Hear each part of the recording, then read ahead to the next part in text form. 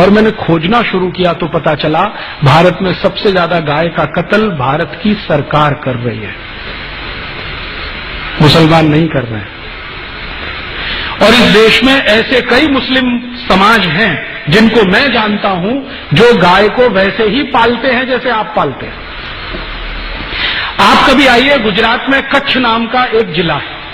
कच्छ जिले में एक नहीं सैकड़ों मुसलमान नहीं हजारों हैं जो गाय पालन करते हैं। गाय का दूध बेचते हैं, दूध में से दही बनाते हैं, दही से मक्खन निकालते हैं, मक्खन से घी बनाते हैं और बेचते हैं। आप राजस्थान में आइए, बीकानेर, जैसलमेर, बाड़मेर, ये तीनों जिलों में एक नहीं हजारों मुसलमान हैं जो गाय पालते हैं, गाय का दूध बेचते हैं, दूध में से मक्खन बनाते हैं, फिर घी बनाते हैं और धंधा करते हैं। राजस्थान का एक इलाका है अलवर, मेवात क्षेत्र कहते हैं। पूरा मेवात क्षेत्र जो है ना मुस्लिम समाज के भाइयों से डोमिनेटेड है। वहां एक नहीं सैकड़ों मुस्लिम भाई हैं जो गाय पालते हैं, गाय का दूध पीते हैं, गाय के दूध से दही बना के वैसा ही घी और बिजनेस करते हैं। मुसलमान गाय नहीं काटते। ये बहुत बड़ा भ्रम है जो हम हिंदुस्तानियों के बीच में फैलाया अंग्रेजों ने, और ये भ्रम फैलाया था अंग्रेजों की रानी ने, जिसको हम दुर्भाग्य से विक्टोरिया कहते रहे हैं।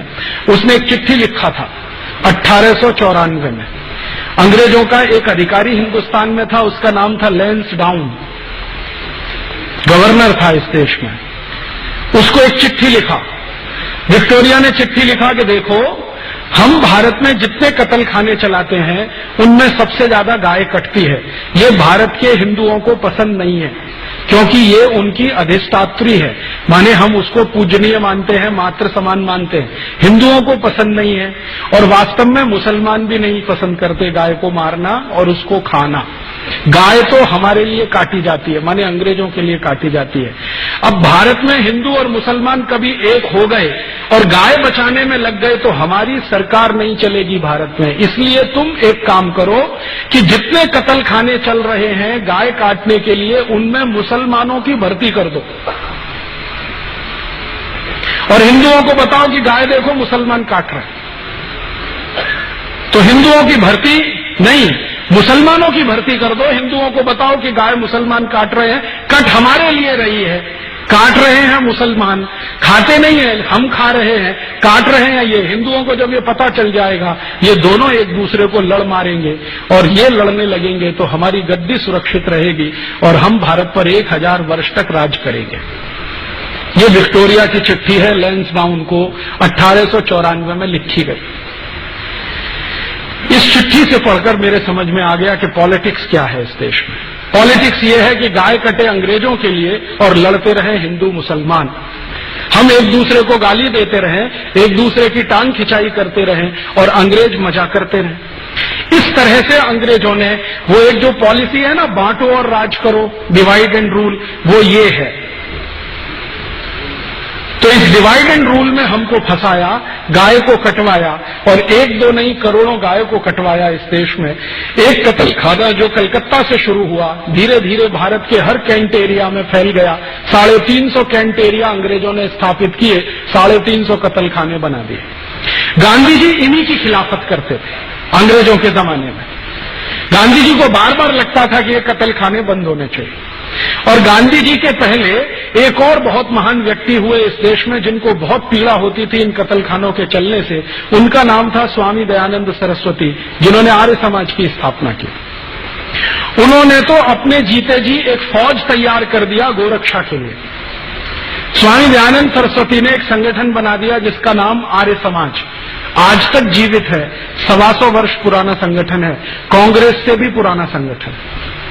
कांग्रेस जो राजनीतिक दल है ना, उससे पहले का ये आर्य समाज है। इसका एक ही काम था, गोरक्षा करना। और इस आर्य समाजी संगठन ने पूरे देश के नौजवानों को ऐसा चार्ज कर दिया था कि भारत के 7,32,000 गांवों में हर जगह गोरक्षा समिति बन गई थी।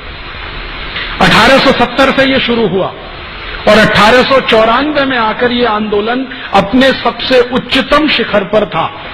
और 94 में जब ये आंदोलन उच्चतम शिखर पर था तो भारत के हिंदू, मुसलमान, सिख, ईसाई, जैन, पारसी, बौद्ध सब मिलकर गोरक्षा में लगे हुए थे। और अंग्रेजों के सामने एक प्रश्न खड़ा कर दिया था कि एक भी गाय कटेगी तो अंग्रेजों की खैर नहीं। तो अंग्रेज घबरा गए थे।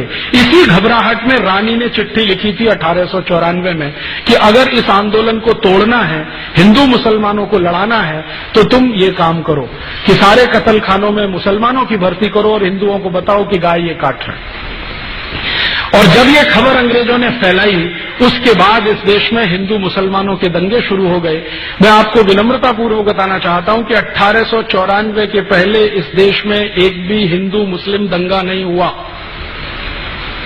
पहला हिंदू मुस्लिम दंगा 1894 दिसंबर में हुआ, रानी की इस चिट्ठी के बाद, और उसके बाद लाइन लग गई दंगों की। फिर क्या हुआ?